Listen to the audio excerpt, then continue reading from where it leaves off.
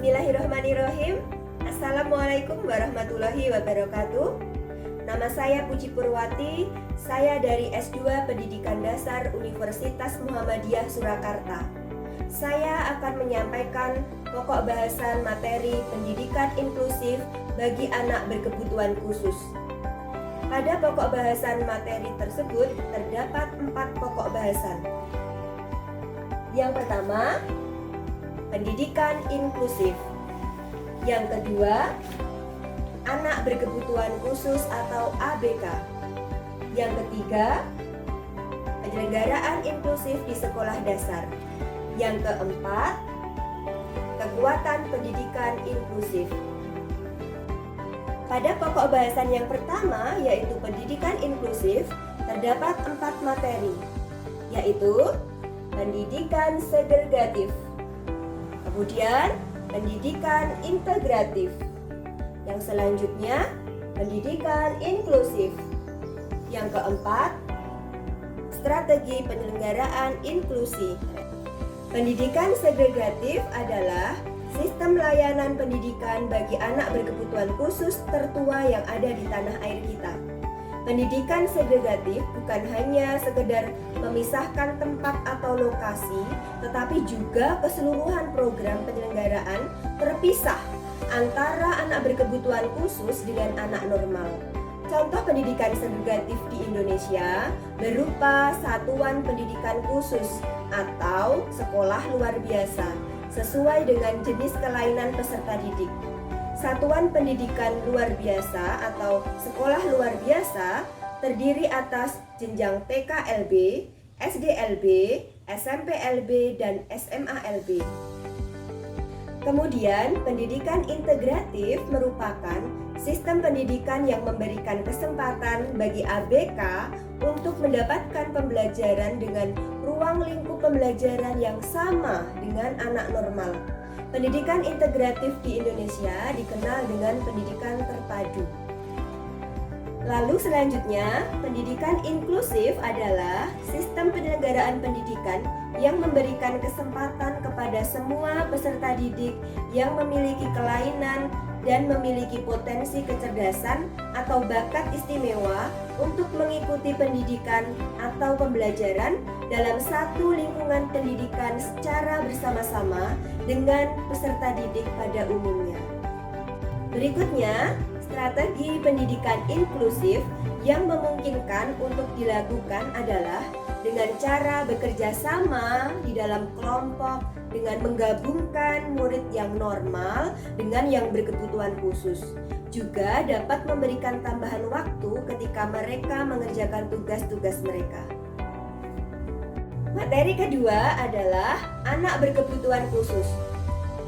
Jenis anak berkebutuhan khusus diantaranya tuna laras, tuna daksa, tuna graita, tuna rungu, autis, kesulitan belajar, lambat belajar, cerdas dan bakat, AHD atau ADHD, tuna netra. Materi yang ketiga adalah penyelenggaraan inklusif di sekolah dasar yang terdiri dari 1. Sistem penyelenggaraan. Sistem penyelenggaraan yaitu terdiri dari peserta didik, tenaga pendidik, dan kurikulum. Yang kedua, identifikasi dan asesmen ABK, yaitu suatu usaha orang tua, guru, atau tenaga pendidik lainnya untuk mengetahui apakah anak mengalami kelainan yang membedakan dengan anak yang lain.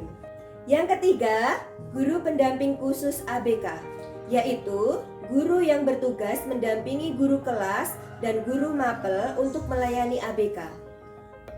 Kemudian yang keempat, program perencanaan individu, yaitu program pendidikan yang secara khusus untuk masing-masing siswa sesuai dengan keadaan dan kebutuhan khususnya. Yang kelima, desain kurikulum dan pembelajaran. Desain harus menyediakan pengalaman belajar yang berkesinambungan dengan kurikulum yang dapat membantu siswa mengembangkan watak dan kepribadiannya. Dan yang keenam, evaluasi pembelajaran, yaitu kegiatan yang dilakukan guru untuk mengetahui keberhasilan belajar dari siswa ABK.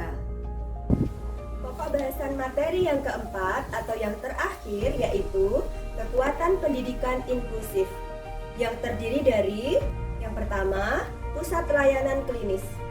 Pusat layanan klinis dibentuk dalam rangka pengembangan pendidikan inklusif dan dapat dimanfaatkan oleh sekolah anak berkebutuhan khusus atau ABK yang memberikan informasi seluas-luasnya di bidang pendidikan inklusif. Kemudian yang kedua, sistem dukungan sekolah dan pemerintah.